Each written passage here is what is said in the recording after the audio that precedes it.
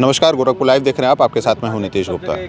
ये गाड़ी पे लगा पोस्टर देख रहे होंगे वीआईपी वो वाला वीआईपी नहीं है जो आमतौर पे आप गाड़ियों पे चिपका देखते हैं। ये पार्टी का नाम है जिसका नाम है विकासशील इंसान पार्टी।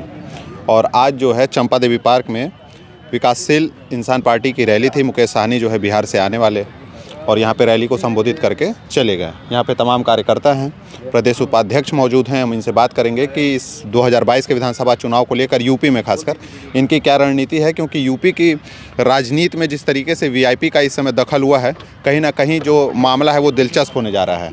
तो सबसे पहले आपके पास आते हैं, क्या नाम पड़ेगा आपका? जी, मेरा नाम डॉक्टर अमित चौधरी और मैं प्रदेश उपाध्यक्ष हूँ विकासशील इंसान पार्टी का। ठीक है, बिहार में पार्टी चमकती है जी, अब यूपी में आने की क्या ज़रूरत पड़ जाती है आप लोगों को? देखिए, जब हमारा भाई जब हमको लगता है कि कमज़ोर पड़ रहा है और हमारे समाज को न्याय नहीं दिला पा रहा है, इंसाफ नहीं दिला पा रहा है, तो कहीं ना कहीं बिल्कुल जो है बड़ा भाई या छोटा भाई वो दखलंदाजी करेगा और परिवार को शीर्ष आगे जो कमियां हैं उसको पूरा करने की और अपने समाज को न्याय दिलाने की। बड़ा भाई कौन है जो न्याय नहीं दिला पा रहा है? देखिए, बड़ा भाई हम लोग अपने संजय जी को बोलते हैं, क्योंकि देखिए वो समाज को हम मानते हैं कि वो समाज को जोड़े हैं, लेकिन वो समाज को जोड़ के वो सिर्फ अपना लाभ लिए हैं, अपने परिवार का लाभ लिए हैं और अपने समाज को एकत्र करके वो अपने परिवार को आगे बढ़ा रहे हैं, न कि हमारे समाज को आगे बढ़ा रहे हैं, जो कि समाज ही उनका परिवार है, जो जिस वजह से वो आज वो खड़े हैं। क्यों वो तमाम उदाहरण देते हैं। अभी कुछ दिन पहले उनकी यहीं पे उनकी भी रैली हुई थी। जी, एक संबोधित करते हुए लोगों को कह रहे थे कि जो निषाद नहीं बोलेगा निषाद राज, वो निषाद पार्टी का लोग नहीं है। और वो ये भी कह रहे थे कि हम तो जो है निषादों के लिए आरक्षण एकदम तैयार करा दिए हैं बीजेपी के साथ मिलकर, जान लीजिए एकदम टेबल पर रखा है और आते ही अब जहाँ ये सरकार बनेगी तुरंत अब आप लोगों को आरक्षण मिल जाएगा। आपके बड़े भाई जब इतने सक्षम हैं, हर चीज़ आप लोगों के लिए कर दिए, तब आप भी अभी भी क्यों आपको लग रहा है कि वो सक्षम है? देखिए, अगर बड़े भाई स्वार्थी हैं क्या? वो पूरी तरह से स्वार्थी हैं। अगर वो बड़े भाई हैं और उनको लगता है कि सब कुछ टेबल पे सजा हुआ है, तो ये अपने समाज को एक संदेश देते कि जब तक मुझे आरक्षण नहीं मिलेगा मैं एमएलसी का पद नहीं लूँगा। तब मुझे समझ में आता या हमारे समाज के लोगों को समझ में आता कि नहीं यार, ये हमारे लिए, हमारे भाई जो हैं, हमारे गार्जियन हैं और हमारे समाज के लिए जो है इन्होंने अपने पद को नहीं ले रहे हैं और जो है कि आरक्षण की मांग कर रहे हैं। लेकिन इन्होंने आरक्षण लिया भी नहीं और पद भी ले लिया और आप कहते हैं सरकार बन जाएगी तो हमको आरक्षण मिलेगा और टेबल पर रखा हुआ है। तो जब टेबल पे ही रखा हुआ है तो क्यों नहीं वो मांग कर रहे हैं? टेबल पे से उठाना ही तो है सिर्फ। और वही सवर्ण समाज को आप 48 घंटे के अंदर आरक्षण दे देते हैं 10%, और हमारे समाज को आप जो है हमारे कितनी पिछली सरकारों में अब तक न जाने कितने वर्ष हो गए अभी तक आरक्षण नहीं मिला, और दूसरे समाज को जो है 48 घंटे में आरक्षण मिल जा रहा है। ये कैसे मिल रहा है?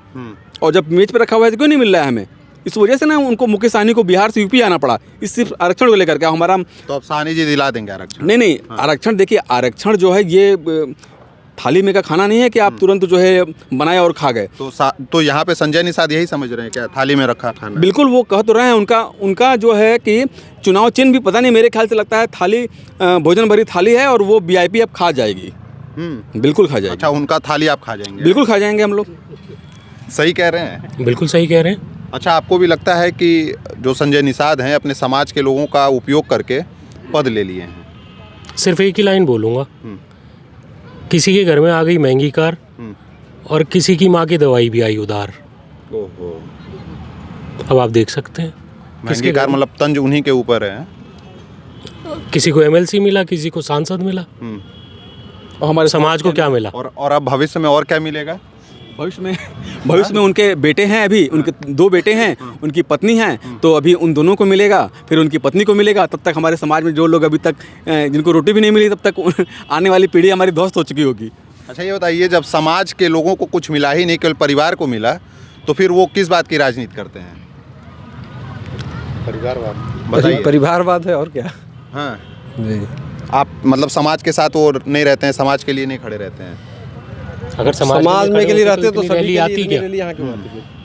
यहाँ पे इतने लोग आते नहीं आते। तो वो तो कहते हैं मैं जहाँ जाता हूँ पूरे निषाद समाज के जितने लोग हैं, जो जहाँ मैं कह दूँ वहाँ लोग एक तरफा दे देते हैं वोट। तो आप मान गए? लग रहा है ये जो भीड़ थी ये क्या दूसरे समाज की भीड़ थी या हम लोग दूसरे समाज के हैं? कचहरी में डमरू बजा के मदारी जुटाता है। हाँ जी, देखिए, जैसे कचहरी में डमरू बजा के मदारी जुटाता है कि अभी सांप नेवड़ा को लड़ाते हैं और अंतिम तक नहीं लड़ाता, और उसी में सबसे मांगता रहता है, देता रहता है, सब लोग इकट्ठे होकर देते हैं झोली में।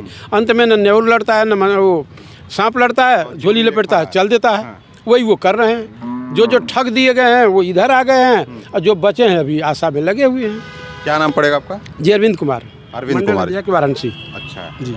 तो संजय निषाद जी जो जिस तरीके से यहाँ पे बयानबाजी करते हैं और अब बीजेपी का दामन थाम लिए हैं, उनका कहना है कि बीजेपी का दामन थामने के बाद जो तमाम पिछली पार्टियां थी, तमाम राजनीतिक पार्टियां जो आरक्षण की बात तो जरूर करती थी लेकिन देती नहीं थी, बीजेपी लेकिन देगी। क्या लगता है बीजेपी देगी? सर 70 सालों में केवल छलिया गया है ये समाज, और हमारे बहुरूपिया नेता जो हैं जब तक मिलता नहीं है तब तक उसमें सटे रहते हैं। ज्यों ही उनको मंत्रालय मिल जाता है, पद मिल जाता है, तो वो भूल करके उनकी थैली में आकर के ऐसे हाथ डाल के पड़े रहते हैं अपने स्वार्थ में, और हमारा समाज दर दर भटकता है। लेकिन ये नव युवक पीढ़ी जो इतनी चेतना में आ गई है कि पहले होता क्या था कि एक पौआ 500 रुपया दे के वोट ले लेते थे, अब 5 साल हम लोग झुग्गा ढोते थे। अब झुग्गा भर रह करके पौआ पर नहीं बिकने वाले हमारे नए युवा पीढ़ी चेतना में आ गए हैं। संजय जी के ठगने और बहकाव में आने वाले नहीं हैं। तो झुग्गा भर वाली वोट मतलब बात करते हैं संजय निषाद जी, कहते हैं हमारे पास झुग्गा भर वोट है। जी, वही मैं कह रहा हूँ। वो इसलिए कहते हैं कि मैं मेरे जो गरीब भाई हैं उस दिन मैं खरीद लूँगा, मेरे पास भाजपा के साथ जुड़ा हुआ पैसा है। मतलब आपको लगता है कि वो सोचते हैं कि उनका समाज जो है उनके एक इशारे पे बिक जाएगा? जी जी जी, यही उनकी सोच है अभी भी। लेकिन अब वो बातें नहीं हैं। युवा पीढ़ी आप देख रहे हैं ना, कितने युवा पीढ़ी इसमें देख रहे हैं, कोई है? सारे तो युवा हैं, सब आरक्षण की उम्मीद में हैं, और नहीं होगा चुनाव लड़ेंगे। अच्छा, एक और आरोप, जीतने देंगे। अच्छा, आप समाज से हैं, उसी इसलिए पूछ रहे हैं कि समाज के लोग, उनके कई लोग ये आरोप उनके पे लगाते हैं कि जैसे अब उनको पद मिल गया, बीजेपी के साथ अलायंस कर लिए, एक बड़ा आरोप ये लगाते हैं कि खरीद फरोख्त करते हैं टिकट का। सर ये उनका खुला चैलेंज खुला उसमें आया था कि मैं इतना पैसे पर मुख्यमंत्री बन जाऊंगा, इतना पैसे पर मैं ये कर लूँगा। क्या रेट बता रहे थे लगभग? और रेट मुझे अब याद नहीं, कई दिनों का, बहुत दिनों हो गए, लेकिन उन्होंने कहा मैं इनको मरवा के ख़त्म कर दूंगा, मैं इनको करा दूंगा, जोगी से गुंडा बड़ा मैं हूँ, मुझसे मेरे आगे कौन टिकेगा, तो मैं क्रीम मंत्री मैं बनूंगा, मैं बांटूंगा टिकट, पैसा आ जाएगा। अच्छा, मान लीजिए अलायंस कर लिए हैं, चुनाव होने वाला है, सरकार बन गई, मंत्री बन गए, और तब आप लोग कहाँ जाएंगे? भैया वो कोई होने वाला नहीं, उनका डमरू बजता है, पैसा लपेटते हैं, चल देते हैं। होने वाला नहीं है ना, उनकी बात पर ना बाप पर बात कर रहे हैं, उनका ये काम नहीं। पैसा दे कौन रहा है? पैसा देने वाला का है जो मदारी है, बंदर कौन है और पैसा कौन दे ना रहा है? हाँ। हर मदारी में 4 ठो पैसा देते हैं, 4 ठो नहीं देते हैं। वो सब उन्हीं के आदमी हैं। उन्हीं के आदमी हैं जो बहकाव में आगे दिए, जो नहीं बहकाव में चल दिए। जी, आपकी सफाई है उनका? अब तो बिल्कुल सफाया है। आप तो देखिए ना, अगर उनके घर में, उनके गढ़ में इतने लोग आ रहे हैं तो आखिर बहकावे के बाधे नहीं आ रहे हैं सर जी। संजय जी के गढ़ में जब आप लोग इतने भारी जो है तादाद में आ रहे हैं, तो आपको लगता है कि इस बार हवा में उड़ जाएंगे? संजय का गढ़ वास्तव में अगर माना जाए तो गोरखपुर है ही नहीं। आज हम लोग यहाँ रैली में देखें, इसके पहले भी मैं गोरखपुर कई बार आया भी हूँ। कई गाँवों में मैंने सर्वे किया है, जो पहले उनकी छवि थी, लोगों को उन्होंने जगाया, ये सत्य है। समाज को उन्होंने जगाया, लेकिन जगाया तो जमुना निषाद ने भी था। जमुना निषाद ने भी जगाया, मैं ये नहीं कह रहा हूँ। आप संजय की बात कर रहे हैं, मैं संजय की बात कर रहा हूँ। उन्होंने समाज को जगाया, लेकिन एक चौराहे पे ले जाकर छोड़ दिए। समाज आज उस चौराहे पे खड़ा है कर यह सोच रहा है कि मैं किस रास्ते पे जाऊँ। तो उस रास्ते को देखते हुए उस चौराहे पे खड़ा समाज मुकेश साहनी को अपना अगुआ मान के, एक मजबूत मसीहा देखते हुए उनके साथ कंधे से कंधा मिला के आज समाज उनके साथ खड़ा है। लगता है कि ये समाज जो है मुकेश साहनी के साथ अब जाएगा? जी जाएगा, जहां मुकेश साहनी कहेंगे वहां वोट देगा। जाएगा सर, क्योंकि इसका उदाहरण है। आप जब जान रहे हैं कि 2 जुलाई का उत्तर प्रदेश में विकासशील इंसान पार्टी का आगाज हुआ है। आज पूरे प्रदेश में प्रदेश का गठन हो गया, 18 मंडल है, मंडल का गठन हो गया, 75 जिला, 75 जिले कमेटी गठित हो गई है। पूरा चुनाव लड़ने की तैयारी हो गई है जी। 165 सीटों पर जहां निषाद बाहुल्य क्षेत्र है विधानसभा, वहाँ हम लोग चुनाव लड़ेंगे। पूरा पार्टी तय कर ली? जी, तय कर ली है हमारे राष्ट्रीय अध्यक्ष माननीय।